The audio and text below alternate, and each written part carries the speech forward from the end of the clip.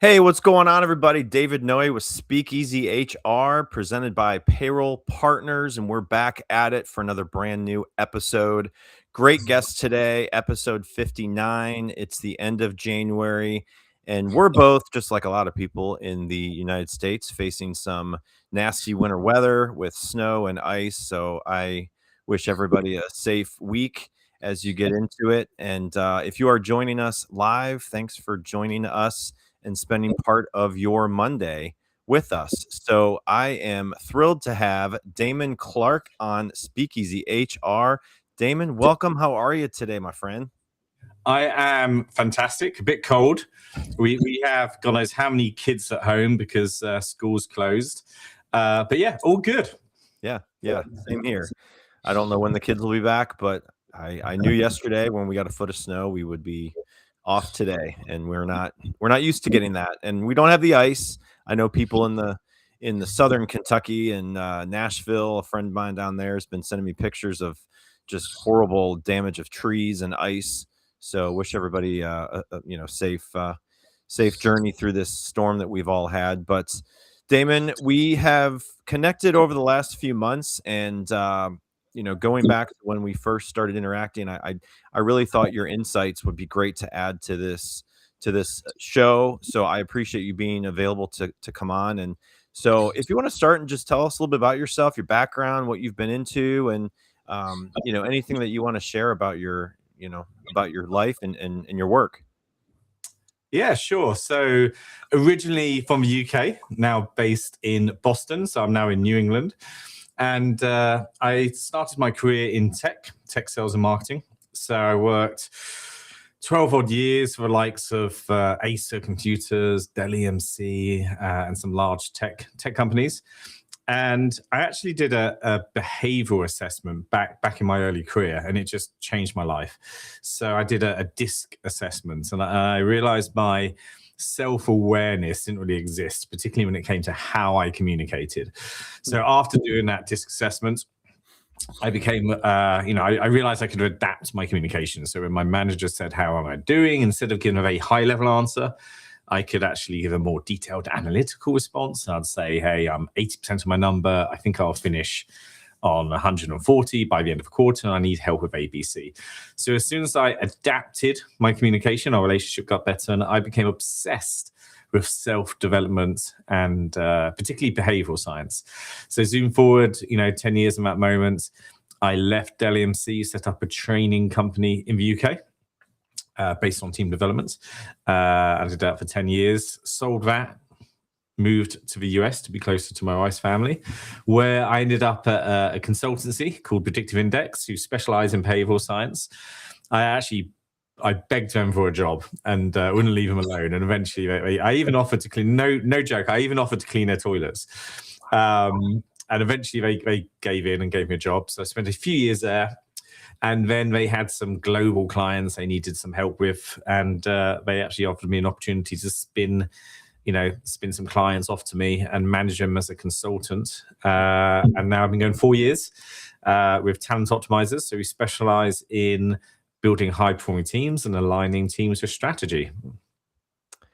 Don't we all need that, right? I tell you what, it's not just HR that should be listening to this conversation. So if you are listening, joining live, have a question for Damon, go into the chat and throw it in there, and we'll get to it. So I always ask this, Damon, to my guests, but what's the biggest piece of advice you've ever received in your career? That is a good one. And I've been very lucky. I've worked with some great managers. Yeah. I think I've probably had about 8 or 9 managers in my career, and all of them have been fantastic. Can I come back to that one? And you can. Absolutely. Because I've got so many, I think, and the problem is there's too many good ones. So, I know. I got it. It was actually a colleague I worked with for the last few years, and she told me, if I'm waiting to talk, I'm not listening. And that just hit me, because I realized that I was always waiting to talk. So from that moment onwards, I stuck that sign up on my desk. in meetings, I sat on my hands, which was my code word to listen. And that was one of the best bit of advice I've ever had. That's great. No, I love that. I think a lot of people could take that advice and use it on a daily basis. So anyway, appreciate you sharing just a little bit about your background and kind of what you've been doing. When you were younger, growing up, what did you want to do in work? Is this what you had in mind when you were 10 years old? I probably wanted to go into the military and be a full-time mountain guide, but unfortunately, I was had a very nasty accident or disease as a kid in my knee. I had a tumor, and it took off half my knee at 14. I was left wheelchaired for a few years, and it was actually doubtful I'd walk again. So in some ways that was an amazing thing that happened, because I was quite sporty and that was my focus. I knew I wasn't very academic, and I moved to a lot of schools and I was very behind academically. And as a result of being like really competitive and having everything I was good at or enjoyed taken away, it kind of made me focus on my schoolwork and realized, at quite a young age, at 13, 14, which is very unusual for a boy, I'm like, I got to be good at something. So it made me kind of work harder and kind of catch up at school. So yeah, originally I probably wanted to do something involved with sport, and then I just became obsessed with business, and I've always been obsessed by business and marketing and sales. Yeah. A lot of people, when I ask that question, most times they don't say what they're doing. Obviously, some of them knew, and one of them even said, "Yeah, I was born to be in HR. I was acting like I was my mom and firing people instead of playing with dolls. I was firing my dolls, and I was playing HR when I was 8 years old." So usually people do not grow up and want to be in HR, or maybe run a business one day. But I think I was. It doesn't matter what I would have done. I would have always been. I've noticed that all my careers, I've always been like so focused in mastering them. Whether I was a security guard at university or I worked in bars, I always had this motivation to be the best I could be at that specific thing I was doing. So I don't necessarily think it would have mattered where I ended up. I probably would have enjoyed. I always enjoy what I do. Yeah, that's great. Well, good. Well, before we dive into your topic about building high-performing teams with data, we have one more segment, which is called the world-famous envelope icebreaker game, and it is nothing too hard to think about. But as we transition, think of a number 1 through 15, and we'll see what's in the envelope here.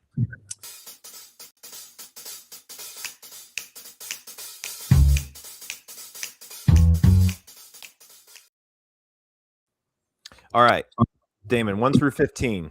What do you got? 7. 7. All right. Number 7 it is. What do we got? It is, what's a random skill or talent you have that people are always surprised by? So, this is the best question. So I have this weird ability where in many activities, I'm so talented at one aspect, but another aspect of which you need to be good at, I'm terrible. So for tennis, for example, I think my backhand's better than Federer's. It is amazing. I went to a tennis club and I hit my first backhand, and the coaches were like, "Wow, we've got something amazing here." But my forehand, I can't hit it, and and it seems like everything I do, like music, I can hear music so well. I can know what a song is from the first millisecond of the beat, but I can't sing. So I have this thing where there's so many sports and active soccer, an amazing soccer player. I can't head the ball. Like every part of my game is, is pretty solid, but I just can't head the ball. It hits me in the face. I've gone through my life of just being so frustrated of being like quite gifted in one aspect and then really bad at the other. But I got 2.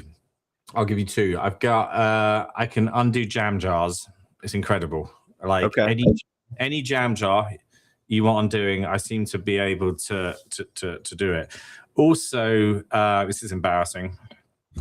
I'm very good at fish impressions, but only fish impressions, but only indigenous freshwater fish to the UK. So people always ask me, "Oh, can you do a bass or can I do a marlin, but I can only do indigenous fish to the UK, and I've studied indigenous fish to the UK in quite in depth. Some very good fish impressions. Unfortunately, both talents I've not been able to monetize. So what's your best fish impression? I got to see it then. I'm not going to do it. I still have. I did it once. I did it once at work, and I think people still talk about it. I mean, they're good. I'm going to blow my own trumpet. They're very good. That's so funny. I love may it. have a few bourbons before I share that. Hey, that's okay. It's all right. Thanks for playing. That's always fun. You never know what you're going to get in the world famous envelope icebreaker game. So, just a few messages from our sponsor, Payroll Partners. So if you want to grab a drink or get refreshed before we dive into your topic, Damon, about building high performing teams with data, we'll catch you here in about 1 minute. Finding a new employee takes time and money. For one position on a single job board, you could easily spend a minimum of $5 to $10 a day advertising a job post. It's worth noting that the average time it takes to hire a new employee is 36 days. However, it can take longer than that. You could find yourself paying hundreds of dollars a month for a single job board. And if you're using multiple job boards for multiple positions, this could add up to thousands of dollars a month.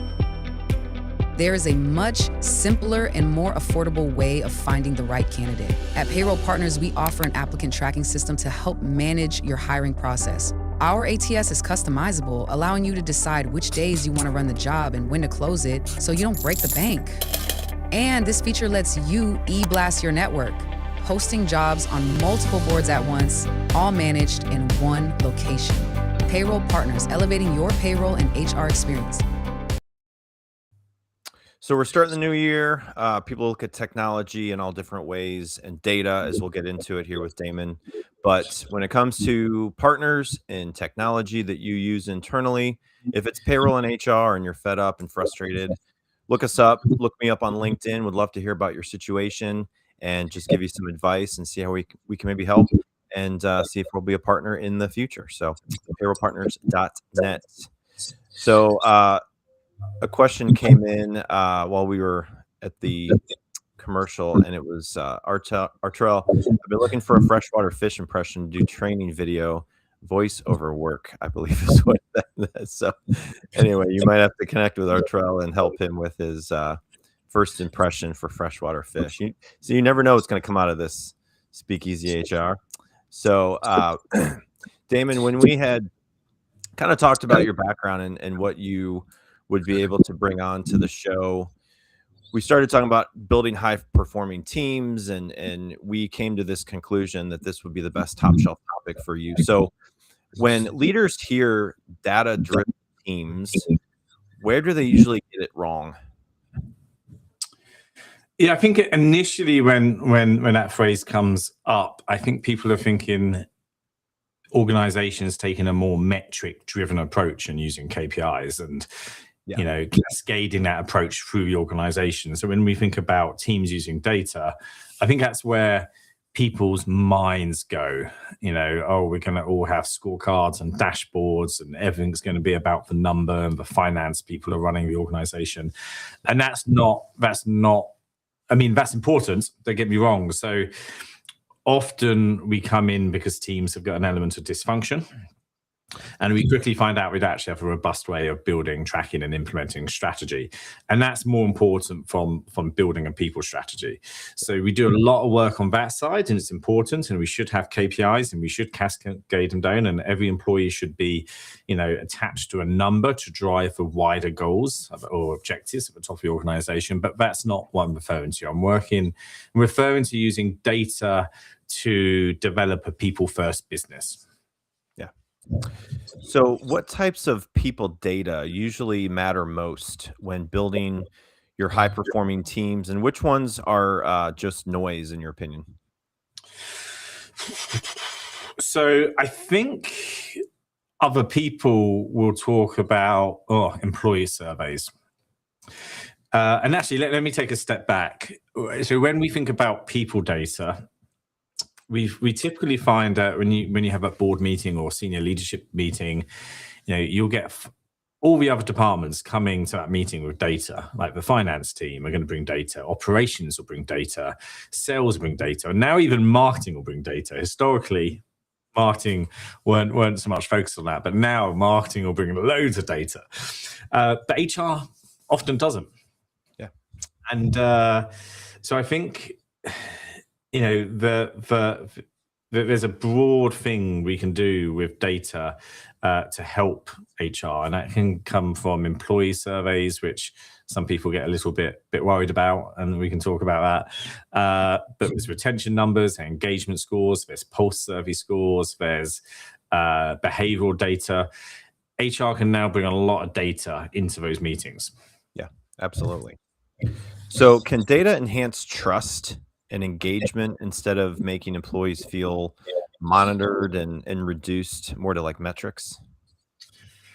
Yeah, it's this one comes up a lot, and it's why is someone doing an engagement survey? And I actually had a social media engagement with a family member who had to do an employment survey, and she wrote about the company are just using it to work out who to fire.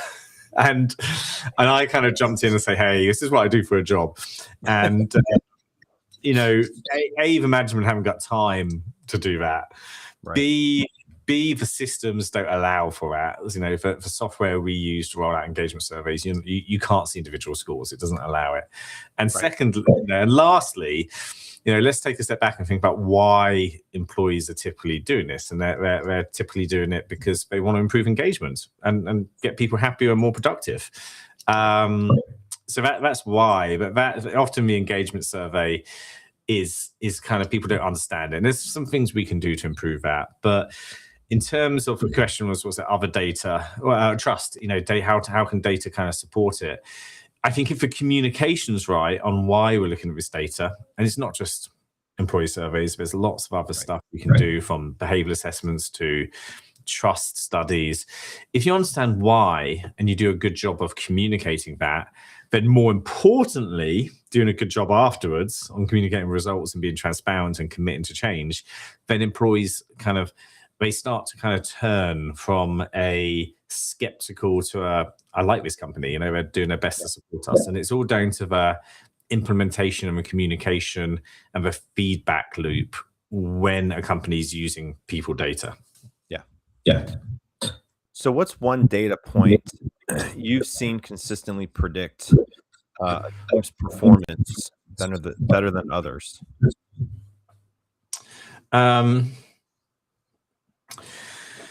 it's surprisingly, a lot of organizations don't have any system in place. But that employee engagement surveys, if you do the right one, is just so powerful. That information is just awesome. Then also doing more simple pulse surveys really help. And I know I'm kind of focusing here on engagement surveys. And when we originally spoke, we were talking about more leadership development and building high-performing teams and using data to do that. But yeah, what's the original question? It was more around one data point you've consistently kind of seen to help predict the team performance. So, thinking about really a team that you've worked with that were struggling and trying to help predict their team performance.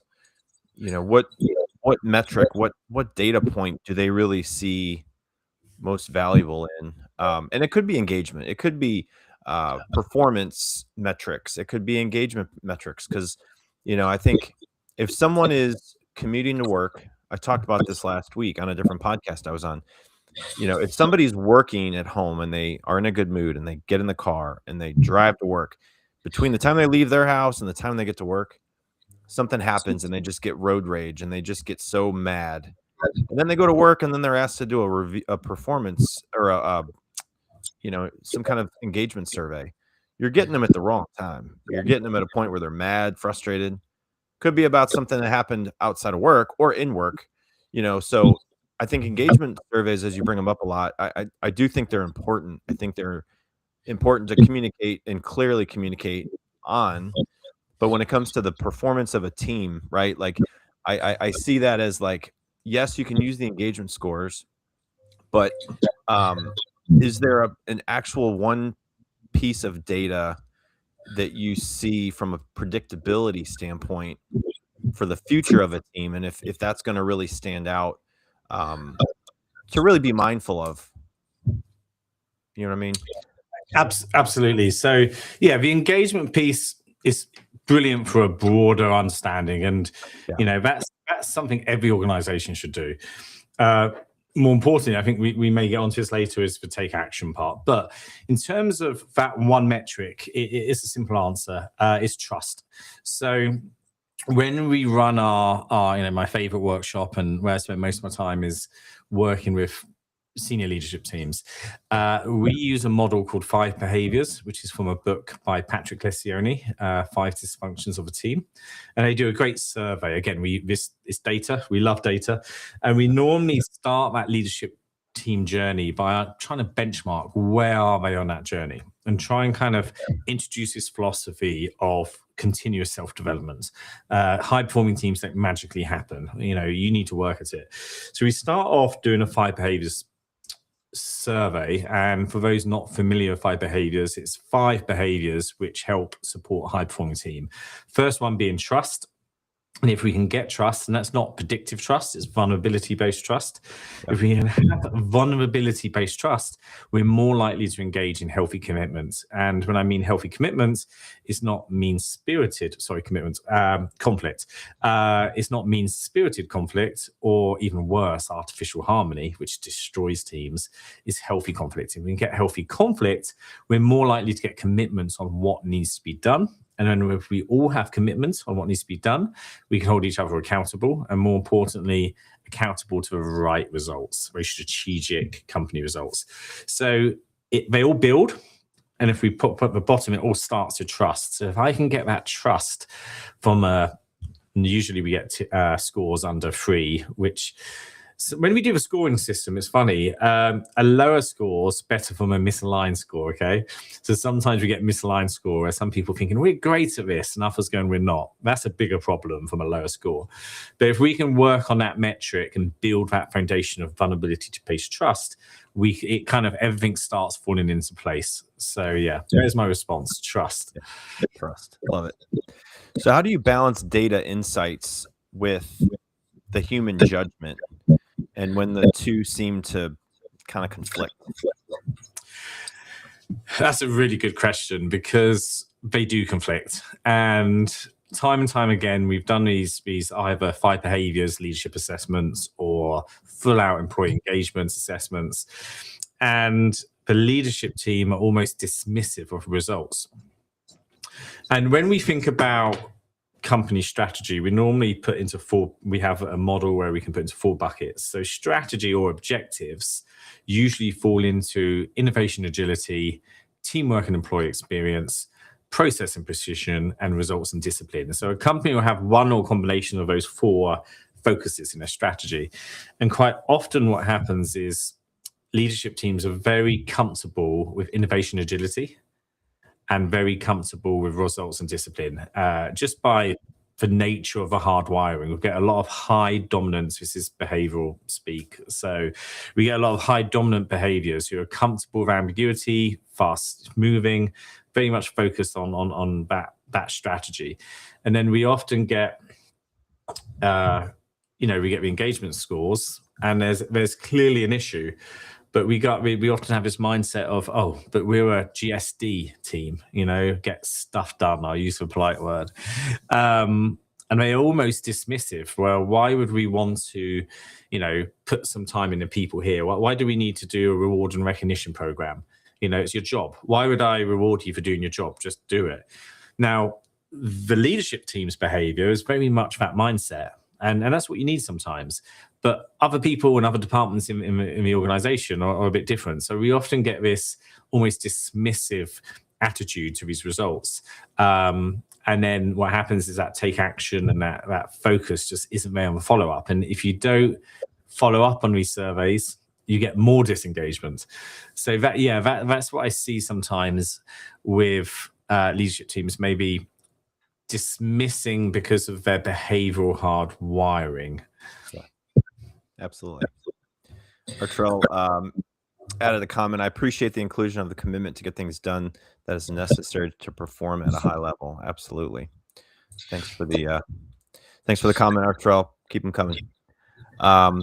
Okay, so how can small or resource constrained organizations start using data effectively without expensive tools? That's another great question. So I think that there's a couple of things organizations can do. And I think this applies to large organizations as well, because even a large organization quite often don't have budget. You'll be surprised. I've got Fortune 100 organizations I work with who are on a spending freeze and have no budget for leadership development. It blows my mind. So I think this message is applicable to anyone. But I think the first thing is trying to pivot to a people-first approach. I said earlier, in those executive team meetings, often on those scorecards and metrics, there's not a people-focused KPI, which is crazy. If you think about why goals are missed, goals are usually missed because of people. And then we just see such a opposite dedication or focus on leadership teams when it comes to people. So I think the first part is, I'm going to answer this in two ways. The first one is starts with a leadership team. Let's benchmark where we are as a leadership team and where we should be. If you can get that leadership team having a stronger strategic mindset, when we do these workshops, often the same things come out. The trust is a big one, communication, strategic mindset, not running effective meetings. We get the same stuff that comes out. But if we can get that leadership team thinking more strategically about particularly team development, everything else works. So let's not boil the ocean. Let's just focus on, supporting that leadership team to execute strategy and start that journey by understanding it's a continuous development. It's like a gym membership. We go work these muscles.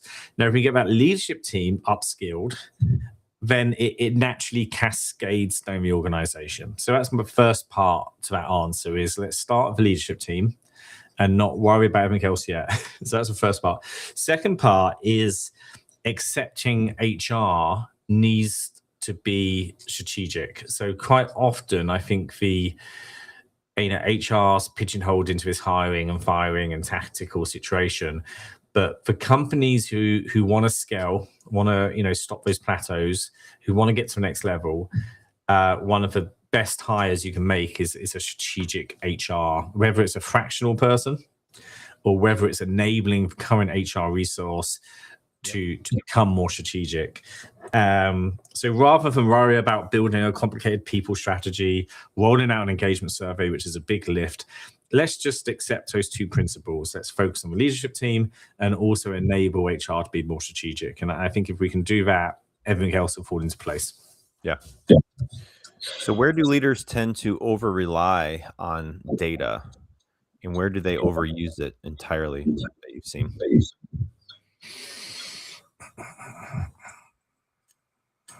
I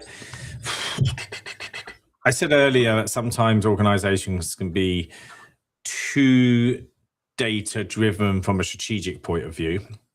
They often commit to too many KPIs, too many goals. So if I could play leadership bingo, I feel I could save companies a lot of money sometimes. So I go in and it's always the same 5 things what pop out. And one of them is too many objectives. And then the result of too many objectives are too many KPIs and then too much monitoring. And we have a few clients like this where we're tracking too much. I always say, if we can focus on 4 initiatives or 3 initiatives, we'll get 3 initiatives done. If we look at 6 initiatives, we'll get 2 initiatives done. Like less is more.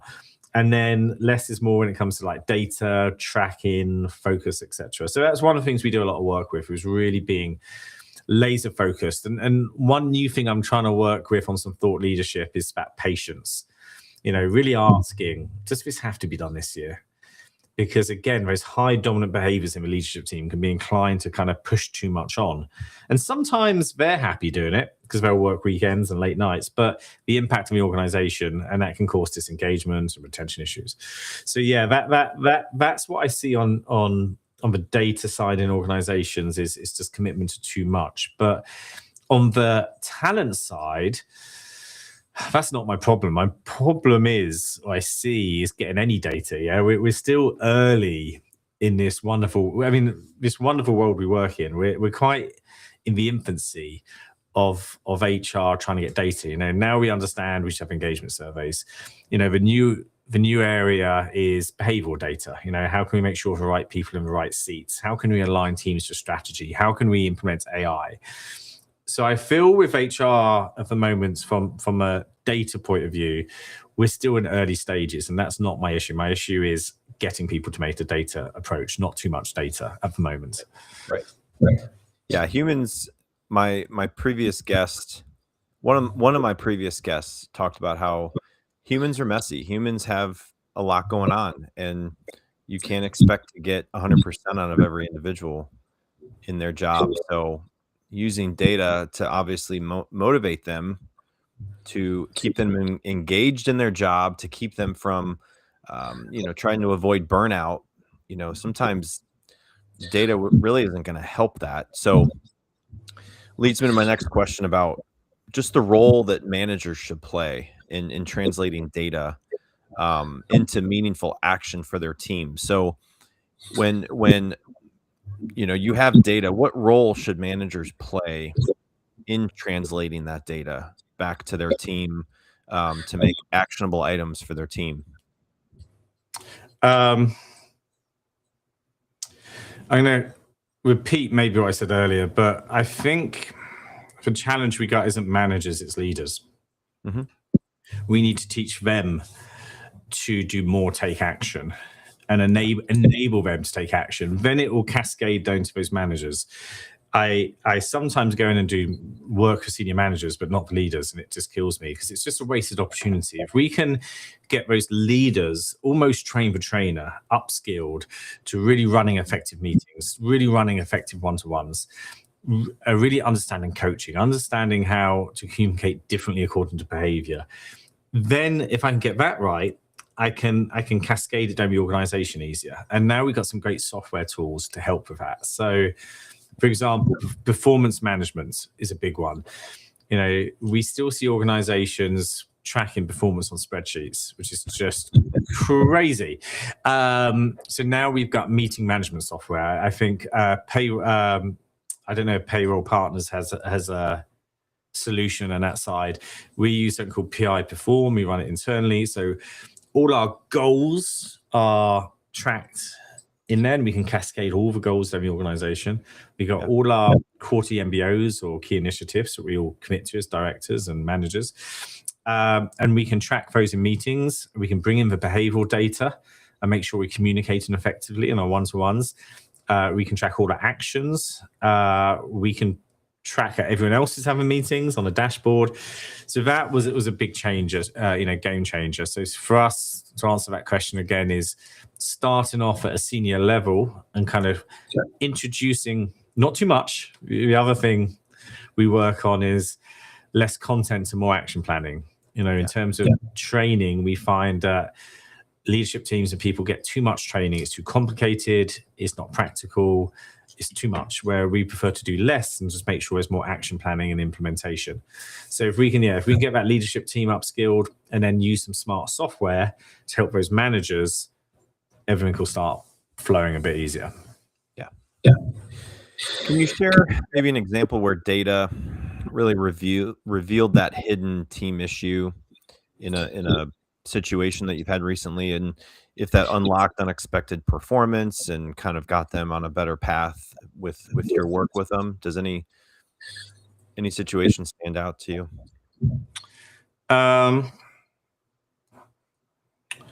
Possibly a few. Oh, I know.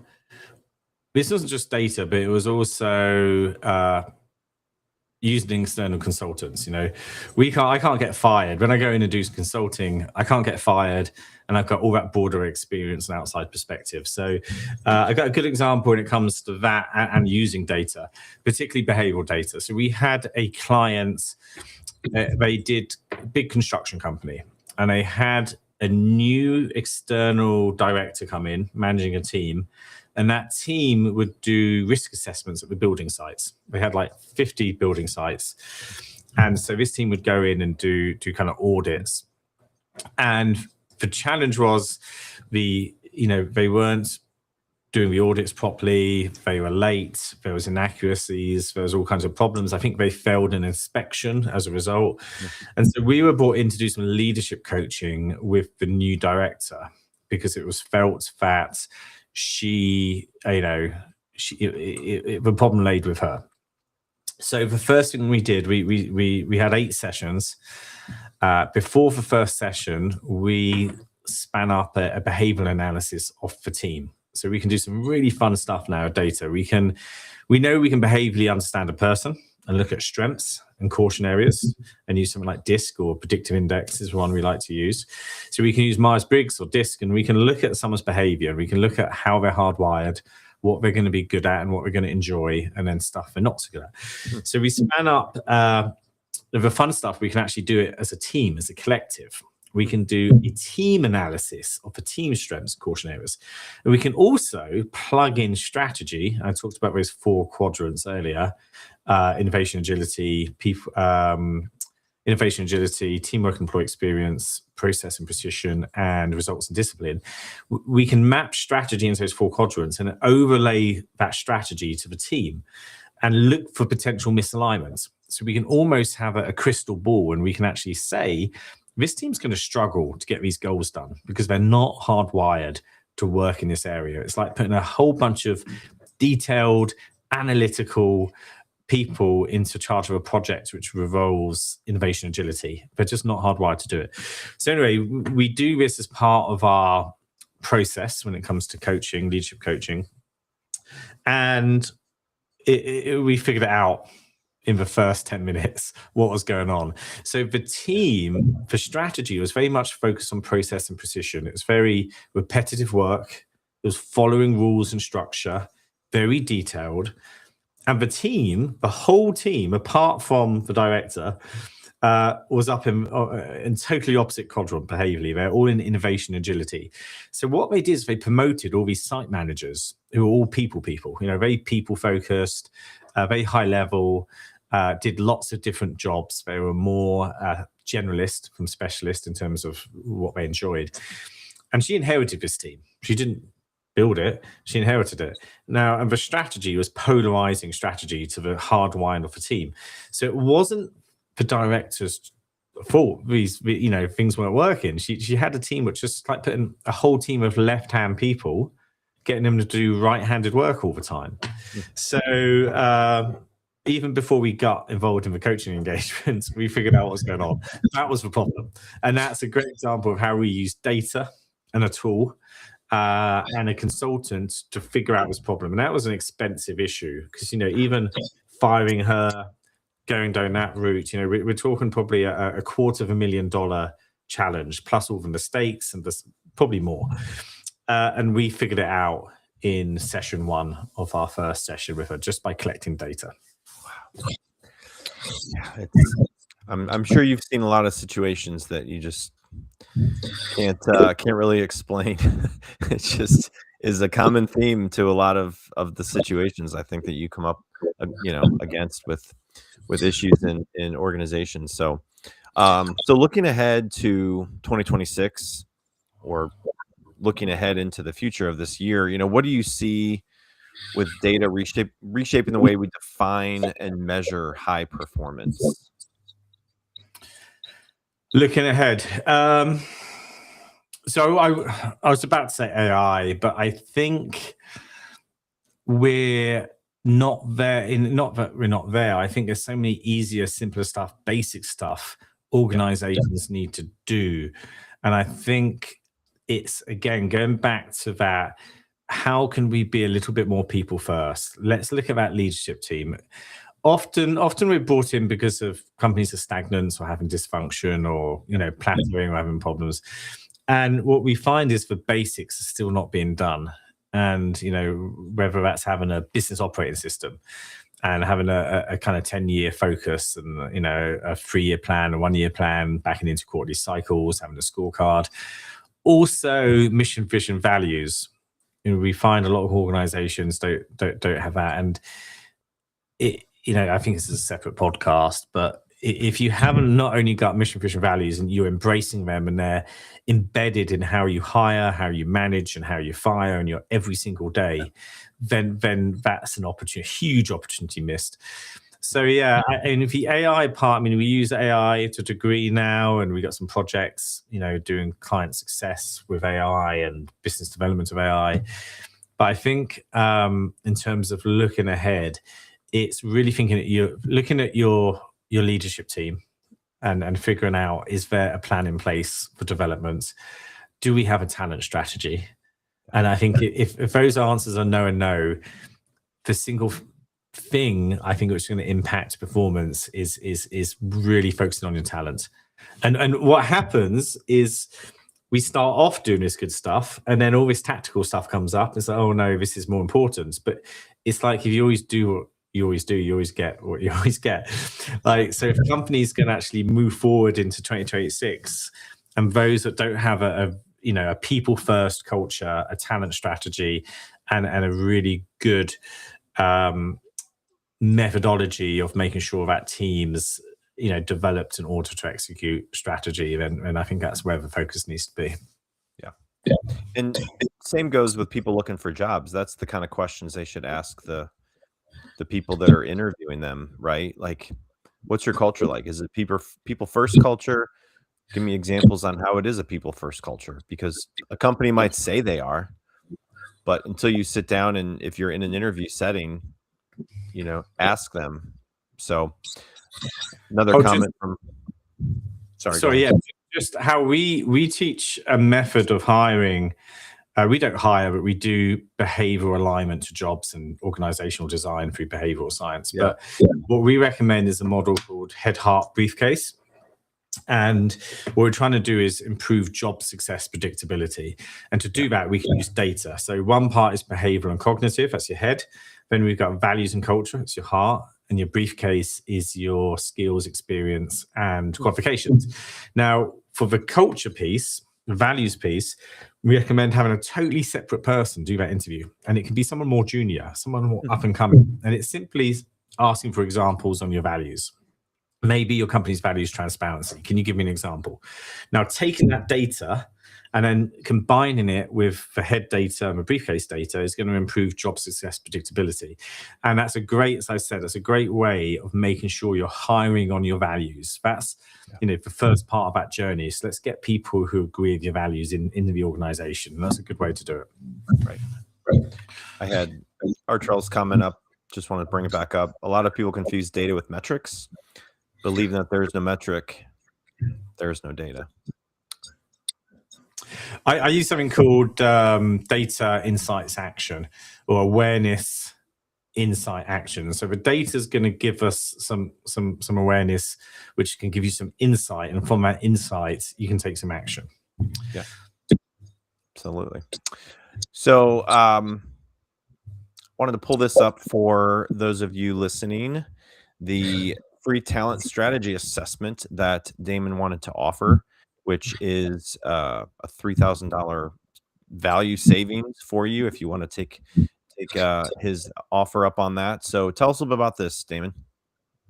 Yeah, so this is a game changer in terms of what we do. I think people have done DISC and predictive index, and it's just frustrating. Often everyone thinks this is amazing, and then it gets put in the cabinet and not used again, which just our ethos as an organization is less content. Let's make sure we embed it. And the software enables that a lot easier now. So we're having a lot more traction by kind of embedding behavioral science in people's day-to-days, which is great. But what we can also do, as I said, we can analyze a team as a collective and align that team to the objectives we're trying to do. So whether it's a project team, a department team, a leadership team, we can analyze the collective strengths We provide full behavioral breakdowns on strengths and caution for each team member.